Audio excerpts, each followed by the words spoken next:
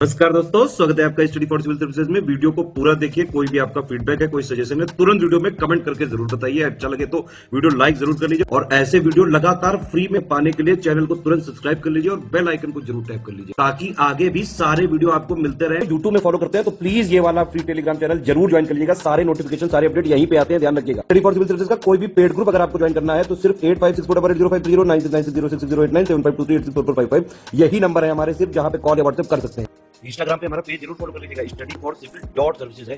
Twitter पे हमको जरूर फॉलो कर लीजिएगा, @स्टडी फॉर सिविल्स है। सारे क्वेश्चन अटेम्प्ट करिए और स्कोर अपना तुरंत कमेंट करके बताइए।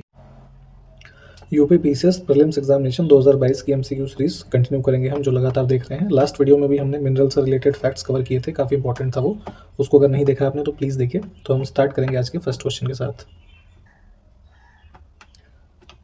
तो फर्स्ट क्वेश्चन देखेंगे कि स्वर्ण जयंती शहरी रोजगार योजना किस वर्ष में शुरू की गई थी। ठीक है, तो यहाँ पे इसको 1 दिसंबर 1997 से जो है स्टार्ट किया गया था इन द अर्बन एरियाज। और इसका जो ऑब्जेक्टिव था कि जो अनएम्प्लॉयड थे या फिर अंडर एम्प्लॉयमेंट में लोग थे उनको एक तरीके से बिजनेस वगैरह सेटअप करने के लिए इंकरेज करना in the specially in the जो हमारे सिटी या फिर अर्बन एरियाज थे यहाँ पे। अगला है स्वर्ण जयंती ग्राम स्वरोजगार योजना किस वर्ष में शुरू किया गया था। ठीक है, तो इस स्कीम का भी ऑब्जेक्टिव मोर और लेस पुरानी वाली जो शहरी स्कीम थी उसके तरह ही था।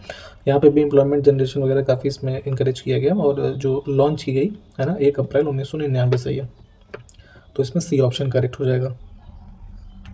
अगला देखें, प्रधानमंत्री रोजगार सृजन कार्यक्रम की शुरुआत किस वर्ष में की गई थी। ठीक है, तो ये 2008 में एक ये तरीके का प्रोग्राम लॉन्च किया गया था जो MSMEs उद्योग है एक तरीके से, इनके संवर्धन और इसमें रोजगार के जनरेशन के लिए। ठीक, तो ए ऑप्शन हमारे यहाँ से करेक्ट होगा। अगला देखें, 2001 में रोजगार आश्वासन योजना और जवाहर ग्राम समृद्धि थोड़ा टाइपिंग एरर है, समृद्धि योजना थी, तो इसको मिलाकर कौन सी योजना शुरू की गई थी। ठीक है, तो यहाँ पे संपूर्ण ग्रामीण रोजगार योजना जो है इसको लॉन्च किया गया था और ऑब्जेक्टिव इसका भी वही था कि एक तरीके से जो एम्प्लॉयमेंट रूरल एरियाज में है इन सबको यहाँ पे बेहतर किया जाए। नेक्स्ट है कि औद्योगिक उत्पादन सूचकांक किसके द्वारा मासिक रूप से संकलित और प्रकाशित किया जाता है। ठीक है, तो इंडेक्स ऑफ इंडस्ट्रियल प्रोडक्शन जो है कंपाइल और पब्लिश करता है नेशनल स्टैटिक्स ऑफिस जो है, ठीक है, राष्ट्रीय सांख्यिकी कार्यालय। बीजिंग ओलंपिक 2022 में भाग लेने वाले एकमात्र भारतीय एथलीट आरिफ खान किस खेल से संबंधित है। ठीक है, तो आरिफ खान यहाँ पे संबंधित है अल्पाइन स्कीयर, है ना। तो स्कीइंग बेसिकली होती है एक तरीके का, ऐसे समझिए कि जो हमारा स्नो कवर्ड सर्फेसेस होते हैं तो उसमें ऐसे फिक्स्ड हील वाले बाइंडिंग पहन के ऐसे जो यहाँ पे स्किट करते हैं ना, एक ऐसे आपने देखा होगा। ठीक, तो इस ये वाले खेल से संबंधित है आरिफ खान, तो ऑप्शन हमारा ए करेक्ट हो जाएगा। अगला है, हाल ही में राष्ट्रीय महिला दिवस किस दिन मनाया गया। ठीक है, नेशनल वुमेन्स डे ऑब्जर्व किया गया है, इंडियन नेशनल वुमेन्स डे 13 फरवरी को। ठीक, डी ऑप्शन हमारा करेक्ट होगा। और बेसिकली इसको मनाते हैं to commemorate the birth anniversary of Sarojini Naidu. ठीक, इसको भी ध्यान रखिएगा। किस शहर में मरु महोत्सव 2022 का आयोजन किया गया है। ठीक है, तो मरु महोत्सव यहाँ पे ऑर्गेनाइज किया जाता है राजस्थान के अंदर जैसलमेर में। ठीक, अभी इसका आयोजन किया गया और ये एक तरीके का जो कल्चरल एक तरीके से झांकियाँ और ये सब चीज़ें इसमें ऑर्गेनाइज की जाती हैं। ठीक, तो सी ऑप्शन हमारा करेक्ट हो जाएगा। अगला देखें कि फरवरी 2022 में भारत सरकार ने कितनी चीनी ऐप्स पर प्रतिबंध लगाया। ठीक है, तो चाइना के डेवलप किए हुए जो मोबाइल एप्लीकेशंस थे यहाँ पे अभी हाल ही में 54 ऐसे ऐप्स को भी बंद किया गया है। ठीक है, ऑप्शन सी करेक्ट हो जाएगा। और इससे पहले 2020 में भी जब टिकटॉक वगैरह ये काफ़ी पॉपुलर थे, इन सबको भी बैन किया गया था। ठीक है, तो इसको भी ध्यान रखिएगा। अगला देखें, हाल ही में 100% प्लास्टिक वेस्ट न्यूट्रल कंपनी कौन सी बनी है। ठीक है, तो यहाँ पे पूरी तरीके से प्लास्टिक वेस्ट न्यूट्रल कंपनी बन गई है डाबर, है ना। ऑप्शन हमारा ए करेक्ट हो जाएगा। और अभी मतलब इसी क्रम में प्लास्टिक न्यूट्रल बनने के क्रम में इन्होंने लगभग 27,000 मीट्रिक टन जो प्लास्टिक है इसको कलेक्ट किया था और बाद में रिसाइकिल किया था। ठीक है, तो ये सब भी ध्यान दीजिएगा। नेक्स्ट है, हाल ही में विश्व दलहन दिवस किस दिन मनाया गया। ठीक, तो वर्ल्ड पल्सेस डे है, ये ऑब्जर्व किया गया था 10 फरवरी को। ऑप्शन सी करेक्ट हो जाएगा। अगला देखें, हाल ही में किस देश ने कोआला को एक लुप्त प्राय प्रजाति के रूप में नामित किया है। ठीक है, तो इंडेंजर्ड कैटेगरी के रूप में इसको डिजिग्नेट किया गया है कोआला को। और ये किया गया है ऑस्ट्रेलिया के द्वारा, ठीक है। वहीं का नेटिव एनिमल है ये, और जो बियर होते हैं, ठीक है, बेसिकली बियर की फैमिली से ही है कि ये हर्बीवोरस एनिमल है। ऑप्शन हमारा ए करेक्ट हो जाएगा। अगला देखें, इकोनॉमिस्ट इंटेलिजेंस यूनिट का मुख्यालय कहाँ पर स्थित है, ठीक है। तो ये अक्सर चर्चाओं में रहता है ये संस्थान जो है, और ये हेडक्वार्टर्स तो इसके फिलहाल है लंदन के अंदर, ठीक। बी ऑप्शन यहाँ से करेक्ट हो जाएगा। आप हमको ये बताइए कमेंट करके कि ये जो हमारा हेड ये ऑर्गेनाइजेशन है कौन कौन से रिपोर्ट्स जो है पब्लिश करता है, ठीक। 1946 से है ना ऑपरेशनल है, ये फाउंड हुआ था तब। नेक्स्ट देखिए कि हाल ही में जारी इकोनॉमिस्ट इंटेलिजेंस यूनिट के डेमोक्रेसी इंडेक्स 2021 में भारत की रैंकिंग क्या है, ठीक है। तो इंडिया की रैंकिंग अगर हम देखें डेमोक्रेसी इंडेक्स में तो ये थी 46, ठीक। तो सी ऑप्शन करेक्ट हो जाएगा यहाँ से। नेक्स्ट है कि हाल ही में जारी इकोनॉमिस्ट इंटेलिजेंस यूनिट के डेमोक्रेसी इंडेक्स 2021 में कौन सा देश पहले स्थान पे है, ठीक है। फर्स्ट कंट्री अगर हम देखें तो इस इंडेक्स में नॉर्वे जो है ये है, ऑप्शन सी करेक्ट हो जाएगा। अगला देखिए कि 29 मई से मुंबई अंतर्राष्ट्रीय फिल्म महोत्सव का कौन सा संस्करण आयोजित किया जाएगा, ठीक है। तो मुंबई इंटरनेशनल फिल्म फेस्टिवल जो होता है तो अभी जो 2022 में होने वाला है ये 17th एडिशन है, ठीक। तो ध्यान दीजिएगा, सी ऑप्शन हमारा करेक्ट हो जाएगा यहाँ से। अगला देखें, किस देश के पूर्व प्रधानमंत्री रेला अमोलो ओडिंगा भारत की निजी यात्रा पर अभी हाल ही में भारत आए थे, ठीक। तो ये फॉर्मर प्राइम मिनिस्टर थे केनिया के, है ना। बी ऑप्शन करेक्ट हो जाएगा। हाल ही में प्रकाशित उपन्यास 1857 द स्वार्ड ऑफ मस्तान किसने लिखी है, ठीक है। तो ये नॉवेल यहाँ पे लिखा गया है विनीत वाजपेयी जी के द्वारा। ऑप्शन ए करेक्ट हो जाएगा। हाल ही में किस राज्य सरकार ने 1340 करोड़ रुपए के मुख्यमंत्री जल संरक्षण कार्यक्रम के क्रियान्वयन को मंजूरी दी है, ठीक। तो ये chief minister water conservation programme एक यहाँ पे कैबिनेट जो महाराष्ट्र की है इनके द्वारा अप्रूव किया गया है, जिसको टोटल इसकी कॉस्ट जो है 1340 करोड़ है, इसको भी ध्यान दीजिएगा, ठीक। तो सी ऑप्शन करेक्ट होगा हमारा। हाल ही में असम का पहला हेलीपोर्ट किस जिले में बनाया गया है, ठीक है। तो फर्स्ट हेलीपोर्ट है असम स्टेट का, यहाँ पे इसको बनाया गया था माजुली डिस्ट्रिक्ट के अंदर। सी ऑप्शन करेक्ट हो जाएगा, ठीक। और ये तो जानते ही होंगे आप कि जो माजुली है वर्ल्ड का लार्जेस्ट रिवर आइलैंड है, ठीक। और यहाँ पे जो एक तरीके से इसकी डिस्टिंक्ट आइडेंटिटी है और टूरिज्म वगैरह को प्रमोट करने के लिए, इसको कंजर्व करने के लिए यहाँ पे इस हेलीपैड को बनाया गया है, ठीक, हेलीपोर्ट को। नेक्स्ट है, हाल ही में किस राज्य सरकार ने स्वच्छता के लिए क्लैप अभियान शुरू किया है, ठीक है। तो ये क्लीनलीनेस ड्राइव है एक तरीके से प्रोग्राम क्लैप, ठीक। तो फुल फॉर्म इसका है कि क्लीन आंध्र प्रदेश। तो यहाँ से समझ जाइए डी ऑप्शन जो है करेक्ट हो जाएगा। हाल ही में किस संस्थान ने सुजुकी इनोवेशन सेंटर खोला है, ठीक है। तो यहाँ पे ये 3 साल का कॉन्ट्रैक्ट है सुजुकी के साथ, और ये इनोवेशन सेंटर यहाँ पे इस्टेब्लिश किया गया है IIT हैदराबाद के अंदर, है ना। तो सी ऑप्शन हमारा करेक्ट हो जाएगा। हाल ही में किस देश में ब्लडी संडे की 50वीं वर्षगांठ मनाई गई है, ठीक। तो ब्लडी संडे का जो 50th एनिवर्सरी मनाया है ये नॉर्दर्न आइलैंड जो है इन्होंने। ऑप्शन डी हमारा करेक्ट होगा। बेसिकली ये घटना थी जो 1972 में हुई थी, जहाँ पे करीब 25 से ज़्यादा कुछ एक अनआर्म्ड सिविलियंस थे, तो उन पे प्रोटेस्ट कर रहे थे बेसिकली वो, तो उन पे जो ब्रिटिश सोल्जर्स थे उनने एक तरीके से फायर किया था, ठीक। तो जनसंहार था एक तरीके से यहाँ। तो ऑप्शन हमारा डी फिलहाल करेक्ट होगा इसमें। हाल ही में जारी गोल्ड हब की रिपोर्ट के अनुसार दिसंबर 2021 के अंत में रिजर्व बैंक ऑफ इंडिया में जो सोने का भंडार है वो कितना था, ठीक है। तो गोल्ड रिजर्व RBI के थे as per the gold hub report 754.1 ton, ठीक। तो यहाँ से डी करेक्ट हो जाएगा। नेक्स्ट है कि हाल ही में जारी गोल्ड हब की रिपोर्ट के अनुसार भारत का आधिकारिक स्वर्ण भंडार दुनिया में कौन सा सबसे बड़ा भंडार है, ठीक है। तो इंडिया का जो ऑफिशियल गोल्ड रिजर्व्स है ये 9th लार्जेस्ट है इन द वर्ल्ड। तो बी को यहाँ से चूज करेंगे।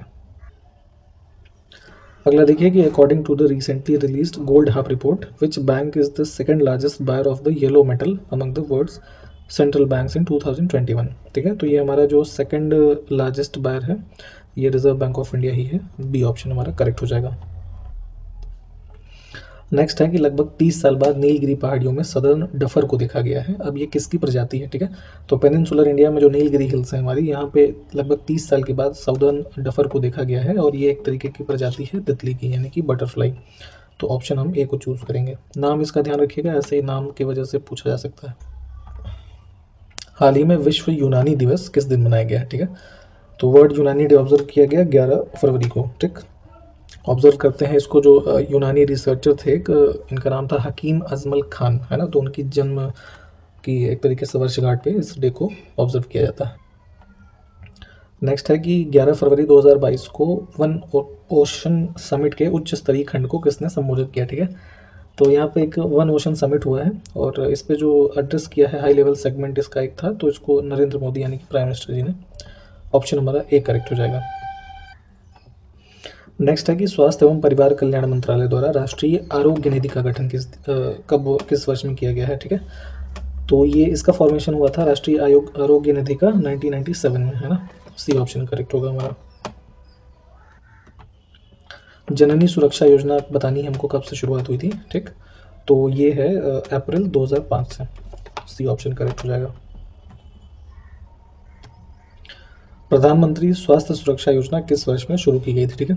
तो ये स्कीम यहाँ पे लॉन्च की गई थी, बेसिकली अप्रूव हुई थी 2003 में और यहाँ पे मार्च 2006 से ये एक तरीके से लॉन्च हुई। इसके अंतर्गत जो टर्शरी सेक्टर हमारा है मेडिकल फील्ड में, है ना, तो उसमें जो मतलब कि अवेलेबिलिटी नहीं है हॉस्पिटल्स की, है ना, या फिर उसके मेडिकल एजुकेशन की, तो इन सब चीज़ों को एड्रेस किया गया। और अभी हाल ही में नरेंद्र मोदी गवर्नमेंट के अंतर्गत इसी स्कीम के तहत जो नए एम्स इंस्टीट्यूशंस वगैरह इस्टेब्लिश किए गए, है ना, तो उसको भी ध्यान दीजिएगा। आयुष्मान भारत योजना की शुरुआत जो है किस वर्ष में की गई है, ठीक है। तो ये भी जो हाल ही में स्कीम लॉन्च हुई थी हेल्थ सेक्टर के लिए अप्रैल 2018 से, ठीक। तो ए को करेक्ट करेंगे।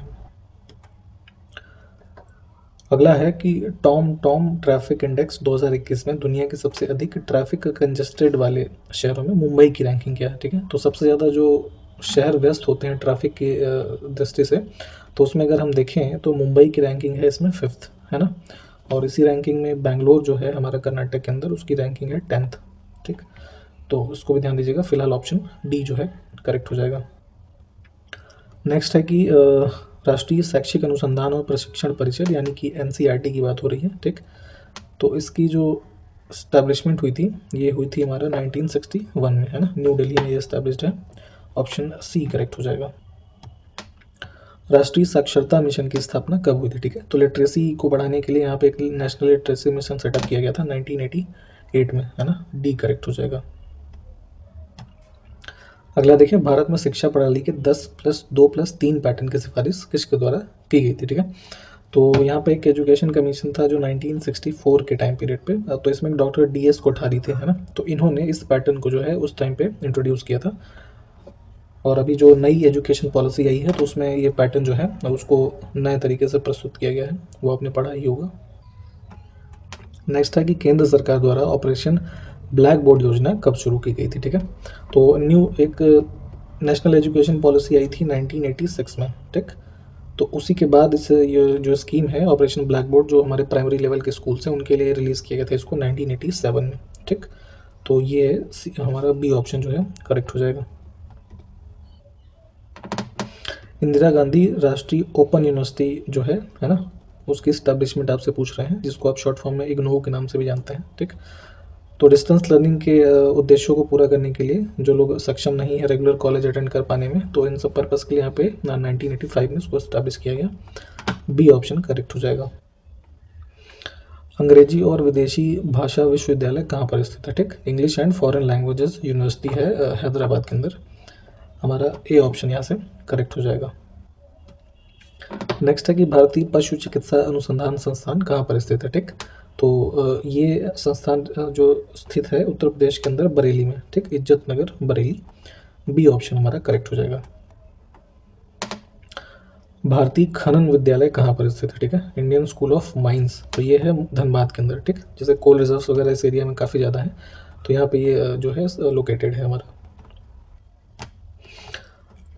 वर्तमान में भारतीय टेक्नोलॉजी संस्थान की कुल संख्या बतानी है, ठीक है। तो जो हमारे तकनीकी संस्थान है इंडियन इंस्टीट्यूट ऑफ टेक्नोलॉजीज, तो इनकी एज ऑफ नाउ जो टोटल संख्या है वो 23 है ना। डी ऑप्शन करेक्ट हो जाएगा।